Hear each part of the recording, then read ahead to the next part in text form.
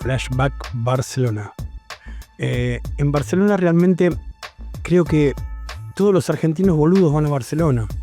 En el resto de Europa están repartidos, pero en Barcelona van todos. Y la verdad que los catalanes son bastante cerrados. En esa época, con mi amigo Gonza habíamos pegado la línea de Manu Chao, un hachís que era un chicle terrible y explosivo para el cerebro, ¿no? Un hachís increíble. Pero yo había caído en desgracia económica y cuando la miseria entra por la puerta, el amor salta por la ventana. Entonces, mi compañera se llevó a mi hijo a una ciudad a 100 kilómetros más allá, se fue a vivir con su hermano y yo me quedé en Barcelona bastante triste y pensando, el tercer año le pasa a todos los argentinos, y si me estás escuchando y estuviste 3 años fuera del país, te vas a sentir identificado tal vez. Empezás a idealizar todo lo argentino. El asado, el dulce de leche, el mate, que aunque no tomo mucho mate acá, ya empecé a tomar mate y a escribir tangos. Y estaba muy solo realmente. Y decidí volver a Buenos Aires. Aquí estaba empezando un tal Néstor Kirchner, que me parecía que las cosas estaban un poco mejor, ¿no? Entonces decidí quedarme y encontrar el amor otra vez en Buenos Aires. Y ¿cómo volví a Argentina? Decía que como vi que las cosas estaban un poco mejor y yo había pasado casi 3 años, casi 4, afuera, y aquí estaba Kirchner, el presidente, y yo pensé que en Barcelona, que estaba muy mal y muy deprimido, no iba a encontrar el amor. Y bueno, y llegué a Argentina y tuve un par de amoríos, obviamente, y conocí a la que fue la mamá de mi hija, Caro. Yo empecé, lo primero que hice cuando llegué acá fue The Ganja Brothers, con Papi y DJ Blue. Y como venía de Europa con mucha información y muchos libros, se contactaron conmigo la gente de ARDA, Asociación de Reducción de Daños de Argentina, Silvia Enchurraga, Gustavo Hurtado, que empezamos en los conciertos de los Ganja Brothers a juntar firmas por la legalización de la marihuana, año 2003-2004. A mí se me mezclan un poco las fechas, como buen fumado. Se me mezclan un poco las fechas, pero de eso estoy casi seguro, que fue 2003-2004 que empezamos a juntar firmas. Al principio haciendo festivales en el Rosedal, al lado del planetario, que empezó a venir cada vez más gente, hasta que hicimos el primer multitudinario, que no me acuerdo cuándo fue el año, si 2007 o... Bueno, ahí se me escapa. Que fue en el Rosedal de Palermo con un sonido monstruo. Tocaron Las Manos de Filippi, Intoxicados, tocó Ganja Brothers, Orge y Caro tocaron, Orge y Caro. No, el primero tocó Ganja Brothers y el segundo tocó Orge y Caro, ahora que me acuerdo en el tiempo. Y yo empecé un raid por todos los canales de televisión de Buenos Aires, con mis libros. A ellos les interesaba el tema sobre todo porque ya había muchos dispensarios de marihuana en Estados Unidos y estaba muy de moda en USA la marihuana medicinal. Entonces me llamaban, vino a mi casa a hacerme una nota Juan Castro, un divino total, que yo ya había trabajado con él en Crema Americana. Estaba muy girado Juancito cuando vino a mi casa y me dijo, dame algo para alimentarme, para bajar, para algo que me haga bien, me dice. Y obviamente nos fumamos un porro mientras me hacía la nota y le di kombucha, le di té de kombucha y se recompuso totalmente y me agradeció de todo corazón que le diera el té de kombucha. Quiero comprar esto, qué bien que me hace. Claro, venía de mucha gira. Juancito, que en paz descanse, Juan Castro, gran persona. Después también fui a muchos programas. Fui al programa de Grondona, por ejemplo, de Mariano Grondona, donde la gente careta dice que los fumones o los drogones vivimos en otro planeta. Yo creo que los que viven en otro planeta son ellos. Porque Mariano Grondona, tan careta y tan formal, todo su equipo fumaba porro y me decía, ¿no trajiste un porro? Qué sé yo, mientras él no miraba.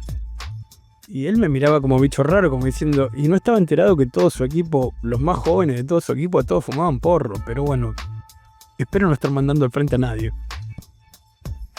Así que eso pasó hace mucho tiempo, igual hace unos cuantos años, 2000 y pico. Y empecé mi raíz por los canales. Después fui no sé a qué programa también y me enfrenté con Kalina, que quedó muy mal parado con todo mi discurso y quedó como tartamudeando y al borde de un colapso. En América 2, creo que fue el programa de Graña, no me acuerdo bien. Y estuve en multitud de programas, tanto es así que antes de hacer la THC, Sebastián Basalo se junta conmigo en una reunión que había en el Congreso por la despenalización. Estoy hablando de los albores de todo lo que fue después el ReproCan y todo esto, ¿no? Y me dice, vos tenés el libro El Emperador está desnudo. El Emperador está desnudo es un libro de Jack Herer que habla de los múltiples usos del cannabis. Como yo hablaba en los programas de televisión, decía, bueno, con el cannabis se puede hacer el mejor papel del mundo, durable, que no lo afecte el agua. Se pueden hacer ropas. Hasta 1937 todos los uniformes de los obreros y de los soldados eran confeccionados con cannabis. El primer Levi's Straw, Levi's Straw, el primer vaquero era de cáñamo también. Y yo iba con toda esta información fresca para las mentes argentinas y aparecía en los canales en prime time en televisión. Entonces fue que, como decía, Sebastián Basalo me convocó para hacer la que fue la principal revista de la cultura canábica en Argentina, THC. Se me mezclan las fechas. No sé si fue el 2005 o 2006. Creo que 2006, cuando entre Sebastián Basalo, Alejandro Sierra, el monje negro del cannabis en Argentina. Te puedo explicar por qué. Luis Osler, Emilio Ruchansky, Lucia de Sousa Madeira, el Hueso Van Hemp y unos cuantos locos más. Empezamos el proyecto más alocado que se podía ocurrir en la Argentina del 2006. A hacer una revista sobre la cultura canábica. Al principio querían comprar los derechos de la revista Cáñamo de España. Y los catalanes, como buenos peseteros, pedían un montón de dinero. Entonces, en un momento se dio la controversia y decimos, vamos a llamarla THC la revista porque es mejor. Y bueno, THC llegó a ser un éxito editorial. Empezó a salir en todos los medios porque era una cosa re loca. Todo el mundo, en un principio nos daban un mes de vida y ya hace un montón de años que está THC. Al principio también nos amenazaban por teléfono cuando hacíamos las marchas, los vamos a matar a todos y esas cosas decían por el teléfono. Esas cosas bonitas de esta Argentina de Dios. Pero bueno, mis compañeros, todos muy alucinantes. El Z, un excelente en cultivo. Celeste Orozco, una gran periodista. Marta, la mejor secretaria que uno puede imaginar. Fabio Ramos, que estuvo en el podcast. Un gran periodista, gran pensador también. Y algunos cuyo nombre no me quiero acordar. La verdad que THC estuve escribiendo desde la número 1 hasta la 117. Estuve trabajando por 11 años. Tenía como sesión principal grandes fumones de la historia universal, que estaban desde Washington hasta Carl Sagan, hasta pasando por Baudelaire o tantos otros que usaron el cannabis. Shakespeare, no sé, Barba Jacob, Ramón del Valle Inclán, Alejandra Pizarnik, los que habían usado cannabis en sus vidas y la condición era que ya estuviera muerto, y era como una reseña de la vida. Aleister Crowley, un montón de personajes buenos y malos que usaron el cannabis. Después tenía Músicos bajo influencia, que era una sesión que hablaba de, por ejemplo, de Pink Floyd y de los discos que hicieron y la droga que consumieron para hacer cada disco. O Lou Reed, o no sé, Luca Prodan, o diferentes músicos. Se llamaba por eso músicos bajo influencia. Yo también tenía discos voladores, que era una sesión de discos, crítica de discos, más que crítica alabanza, porque solo ponía lo que me gustaba, ¿no?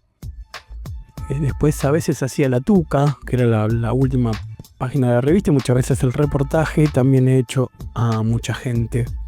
La verdad que con mis compañeros, como decía, y ya los nombré, son todos divinos y los amo. No quedé muy bien con la patronal y ninguno de los que formábamos los 8 miembros que hacíamos realmente la revista ha quedado en la revista. Lógico que cuando yo participaba en la revista tiraba 50.000 ejemplares y venían muy pocos de vuelta. Hoy en día THC solo tira 2.000 ejemplares. Aire. Seguimos en el podcast canábico. En todos estos años que yo estuve trabajando en THC también seguí cantando. Básicamente con el dúo que tenía con la mamá de Kaya, mi expareja Caro. Hicimos muchos shows en todo Gran Buenos Aires y Capital, con nuestros mensajes canábicos y de conciencia. La verdad la pasamos muy bien cantando en diferentes escenarios. Estuvimos en el Oye Reggae, fuimos a un foro social a cantar a Paraguay, estuvimos cantando en Cabo Polonio, en Uruguay, estuvimos cantando un tiempo también en Bolivia, que vivimos un tiempo allí en el Almatroste, en el boliche de César Antesana, un gran amigo de Bolivia. Y también participamos sobre todo en las marchas más multitudinarias que hubo. En el año, creo que fue el 2011, si no me equivoco, fue la marcha de la marihuana más multitudinaria del mundo ese año en Argentina, y salió en todos los lugares. 500.000 de personas. Era un mar de gente, desde el Congreso hasta la casa de Rosada, todos fumando porros. Y allí estábamos con Caro, cantando nuestras canciones, como en cada marcha que hubo en todos esos años, también ayudando en la organización, etcétera. Marchas para la libertad de María, como decíamos en España, y acá decíamos por la libertad del cannabis. Hice 3 discos también con letras explícitas en cuanto al cannabis y otras sustancias. El primer disco fue con Caro fue Bonnie and Clyde, Damn Sound Anti-System, porque al principio nos presentábamos como Bonnie and Clyde, que éramos Orge y Caro, y después, porque yo le iba a poner Carol y Orge, y Caro me dijo, no, al que más te conoce de esa voz, poné Orge y Caro, por favor, haceme el favor. Y después grabamos con Tito Lo Sabio, un gran guitarrista, músico, multiinstrumentista, súper talentoso. Tito Lo Sabio, hicimos Medicación Trascendental. En la tapa estamos flotando en un bosque de San Pedro, peyote, hongos, y teniendo unos cogollos en las manos. Está muy divertida la tapa del disco. Y el tercer disco que hicimos, parte de producción de Nacho Marciano, un gran amigo también, muy expeditivo, muy... Nacho Marciano de Ahora, de que ex grupo Ahora. Hicimos Acid Love, que es el tercer disco que hicimos con Caro. Papi me dijo que Ganja Brothers, que era la banda que tuve antes de tener Orge y Caro, dijo que yo la yoconicé, como poniendo en el lugar de Yoko a Caro, pero no es así. Yo estaba muy enamorado y me gustaba mucho cómo cantaba Caro, por eso hubo un alejamiento de los Ganja Brothers, y la verdad que fue fructífero el dúo musical, porque tocamos en muchos lados y la pasamos muy bien, y creamos conciencia canábica y creamos conciencia social, creo, con las letras también, con nuestras letras que no solo de cannabis hablaban, ¿no? Al separarme de Caro, después de 20 años de estar juntos, volví con mis viejos compañeros de Ganja Brothers, Papi y DJ Blue. Empezamos a hacer presentaciones hasta el día de la fecha. También estoy cantando de invitado con la banda Factotum Chim, que es una banda de Valentina Alsina, que son hermanos también míos, gente muy querida. Siempre canto algunos temas con ellos. Y estoy en mi proyecto principal en este momento, que estoy haciendo la música que siempre quise hacer. Fumado, acid jazz. El acid jazz es una música muy abarcativa, porque está el acid jazz que hacen en Norteamérica y está el acid jazz que hacen en Inglaterra, que es más abarcativo aún. El acid jazz reúne hip hop, jazz, básicamente, dub, dancehall, soul, y fusiona con un montón de ritmos más. Mi banda favorita de acid jazz es Galliano, se llama Galliano con doble L, y es maravillosa esa banda. Me gusta mucho The Gable Planet, del lado de Nueva York, ¿no? Que son dos negros y una negra que cantan, rapean increíblemente y con bases de jazz. Y esa es la música que estoy haciendo actualmente, con mi hija Caro cantando conmigo en coros. Largui Giordano, un genio total de la trompeta con sordina, increíble sonido Mal Davis. Saxofón Bocci de Jamaicaderos en el saxo, en el alto, y Gerardo Lafitte en las guitarras, en las guitarritas, haciendo arreglos. Yo tiro las bases y cantamos eso, y siempre hay mucho humo en el ambiente. Hablando, y sigo haciendo letras canábicas todavía, y sigo luchando por la causa, aún en este momento tan adverso en cuanto a los derechos individuales, hay que decirlo. Tenemos que luchar sobre la lucha de lo ya conquistado, porque si no nos lo sacarán. Pero como digo siempre, la planta no se mancha.